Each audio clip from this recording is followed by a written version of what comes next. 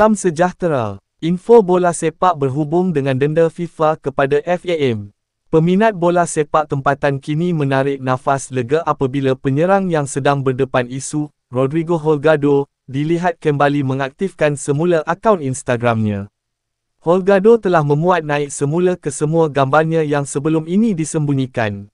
Tindakan Holgado untuk menghilangkan diri dari media sosial sebelum ini telah mencetuskan pelbagai spekulasi. Antaranya, ada yang berteori bahawa pemain itu mungkin terlalu tertekan dengan kes melibatkan FIFA yang sedang dihadapinya, atau beliau kecewa dengan FAM berhubung isu yang berlaku. Kini, bukan sahaja gambar lama kembali dipaparkan, Holgado juga telah memuat naik gambarnya bersama skuad Harimau Malaya.